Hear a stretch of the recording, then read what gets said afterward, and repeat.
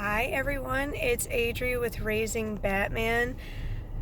Man, I feel like it's been forever since I've made one of these videos because of the holiday break. But if you have never been to my page or my YouTube channel, my Instagram, this is about my son who is 6 years old. His name is Gage Batman. He has autism and ADHD. And I post about milestones and mainly share resources, anything I can find to help other families out. So if you need some help, check it out, message me, whatever. So I wanted to make this video mainly about what happened over the holiday break. A lot of things happened. There was a lot of ups and downs. This is going to be kind of a happy and a little sad video too. So I want to share some of the good things that happened over the holiday break. Gage loves Christmas. He gets all into it. He didn't used to, but now he does.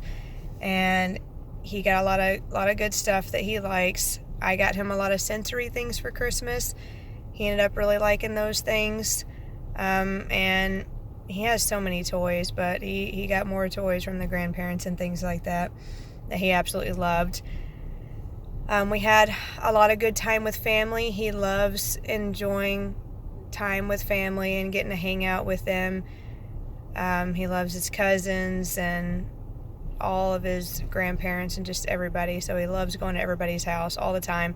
That is one thing that is kind of bittersweet because he does get a lot of anxiety about going over there. So he knows usually when there's breaks from school and things like that he gets to go over to relatives' houses. So he's always asking to go over there. He's always like, I want Papa's house, I want Granny's house, I want Mama or Papa's house. Like, it's just constant, like always asking to go over to somebody's house. So I mean, it's good. It's good that he enjoys that, but at the same time, it's a lot of anxiety for him too. But that was a lot of fun for him and for us. I love getting together with family. And one really cool thing I thought, he got a Gravedigger monster truck for Christmas, and it's like an RC car. He loves Gravedigger. He loves monster trucks. And pretty sure it's like the first time ever, especially at Christmas time with everything going on, we got to go outside with them, and we went out into a little cul-de-sac that's at my mom's house and ran around with the RC car. He did not run away. He didn't run out into the street. And we played, he also got like a little football and a soccer ball and a basketball and stuff, and we played out in the backyard with that. He didn't run away. It was awesome. It was really cool. That was a big milestone. Very cool. He did have a lot of meltdowns. He did get sensory overloaded a few times, but I just kind of, like like at my dad's house, everybody was downstairs and it was really loud and stuff. So when he gets overwhelmed and starts getting into that mode, I'll take him into a different room like my dad has and upstairs. So I take him upstairs, and we curled up on the couch and watched a movie. He doesn't stay still very long, but at least he was not so overwhelmed up there and away from everybody else. And they understand. So that's always good. And he did have a meltdown about not getting to have his basketball and stuff in the house. It was kind of a misunderstanding. It wasn't a tantrum. It was more of, okay, so in his therapies and things like that, they always try to get him to do appropriate play with his toys. So what he's always been taught, with a ball, you throw the ball, you bounce it, whatever. He doesn't really get that you don't do that in the house, that it's for outside only or whatever. And at my mom's house, they have like kind of a lot of breakable stuff. Not so much, like, she puts most of that stuff up, but it's like lamps and things like that, where at my house I don't have that. It wouldn't last very long. So he did have a meltdown about that, but we just had to, try to explain to him the balls stay outside. If we want to go play with them, we're going to go outside. And he was fine after that. So it's just things like that every moment is a teachable moment, especially with your relatives and things like that, because I know my mom didn't really quite know what to do in that situation. And that's what's great and I love about my family is they always ask me, like, what do I do? What do I do in this situation?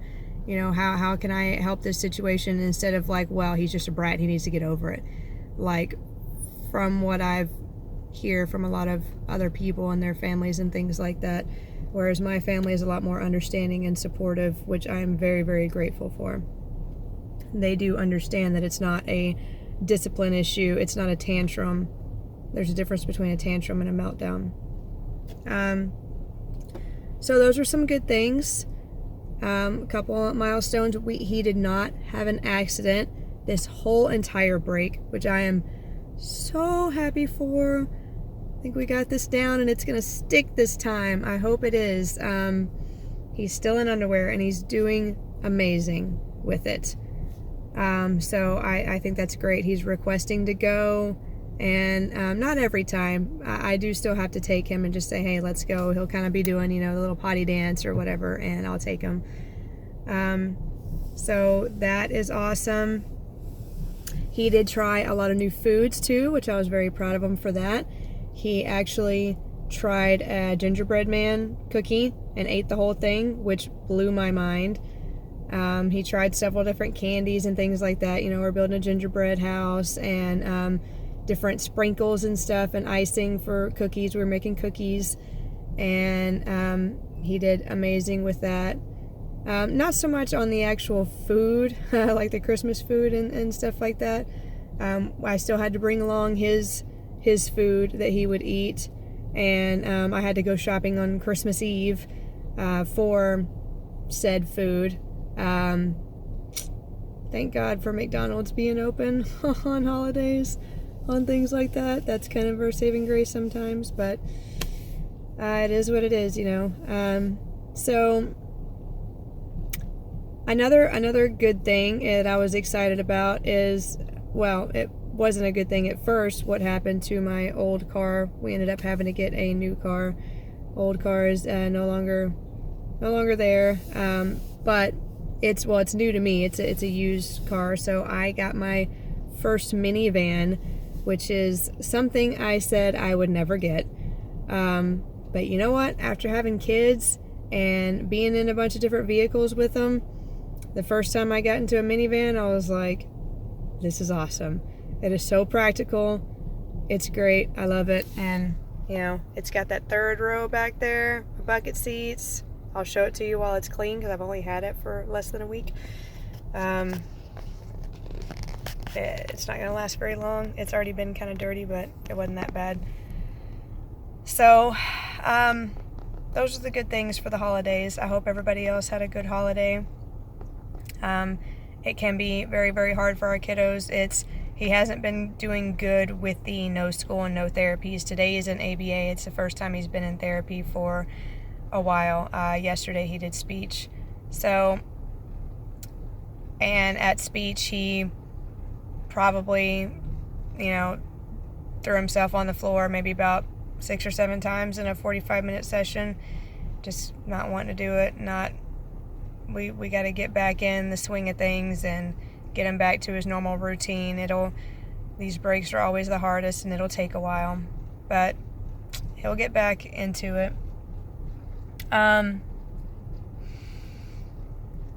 Okay, so for the sad stuff, mainly it was one big thing, but it seemed to take up everything. It's really, really hard for me. We had to put our dog down. He was 15 years old and his body just started giving out. I've had him since he was a puppy, and he was a great dog. He was great with the kids. He was the best. He was awesome. And we're very, very, very sad to see him go. And it kind of got me to thinking, you know, I lost my grandmother a couple years ago around this time as well. Actually just a few days apart between the two. And Gage was really, really upset when we lost my grandmother. She was very close with him, very close with me. And he mourned her for a while. It just kind of got me to thinking, you know, I've been seeing a lot of memes and stuff like this going around, a lot of kind of autism awareness things. And a lot of people say, I guess it's kind of a thing out there that a lot of people don't know. Like I've seen like autism myths and things like that, that these kids don't feel emotions, which is so not true at all. They are just like us in every way. And actually a lot of autistic people feel emotions even more than typical people do. They can get so emotional that their emotions can cause physical pain, physical illness. I mean, that's kind of what's going on in their meltdowns and things like that, is that it hurts. It just physically hurts them because they feel so much at once. And their emotions can completely take over and they have no control over it. A lot of things I've heard, like they don't feel empathy, they don't, you know, just things like that, which is completely not true. They are just like us. Like I said, if not more so in tune with their emotions. It's just they don't quite know how to express it. So a lot of times it'll seem like they don't because you don't see it. A lot of times it can come out looking like a meltdown or something like that. They just don't really know how to express it. They have to learn. They have to learn to label their emotions and what it is and how to express it. But I know with Gage, one big thing, you know, it was a couple years ago that we lost my grandmother, and he was still kind of in his own world a lot. And when she passed away, he didn't go to the funeral and he didn't go to the hospital in her last moments. I didn't want him to see her like that. And I didn't know if, you know, he was still real young. I mean, he's only 6 now, so he was 4. And I didn't know how well he would take that, or if he would even fully understand the concept of death yet. But he carried around her photo for 2 weeks, if not more. Carried around her picture, played with her, read books with her with this picture, and cried. He cried a lot. He kept asking for her. In his own way, he would point, and we called her Gigi, you know, my great grandmother. It was his great grandmother, and it was so hard. It broke my heart to see him like that, and it was the first time he had really dealt with death like that. And it was really hard for me because we were so close, and it was Christmas time, and it just kind of, it really kind of blew me away that he understood and got that, you know, concept that she was no longer there. He kept, every time we drove by her house, he wanted to go there. You know, he was just missing her so much because he would see her almost every day. You know, we were over at her house or she was over at our house, and it was really hard. And now with our dog, I mean, he's been there ever since Gage was born. Same thing with my daughter. And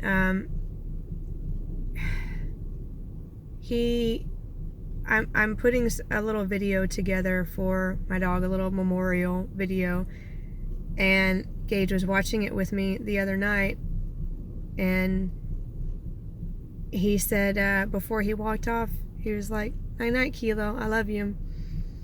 And that's kind of his thing, is, you know, I told him, I let him say his goodbyes and things before we took him to the vet, because I knew it was time. I knew it was going to happen when we took him.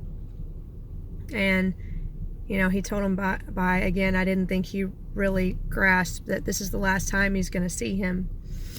And when he said that, watching the video, I just started crying. It's like, he understands, but yet he's got to deal with it in his own way.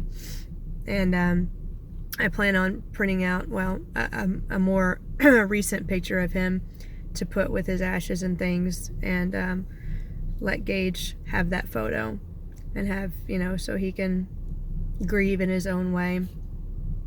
But it just kind of really, it's just really weird to me that people would think that these people, these kids, they don't feel their emotions, they don't feel, empathy or have these emotions or anything like that. When, I guess if you don't know much about autism and you just know it's a neurological disorder, that you might not know that, maybe that's their emotions aren't quite working right in their brain or whatever. Maybe that's why it's a myth, or why people think that. I don't know, but just know that they do. They really, really do. Gage is a very, very loving child, and he's very, very sweet boy. He, it is rare when he comes up and just hugs me for no reason, because he doesn't always like to be touched. That's a sensory thing.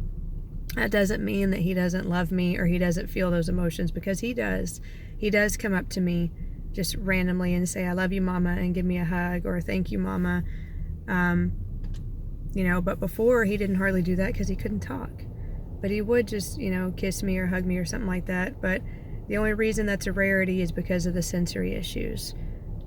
He shows it in his own way.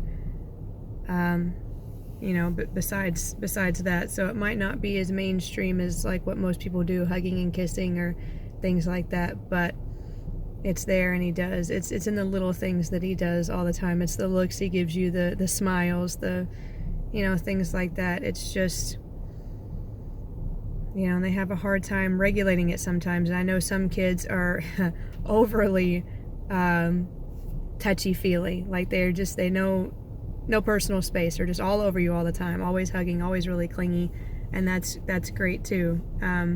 Just everybody shows it in their own way, but it's there.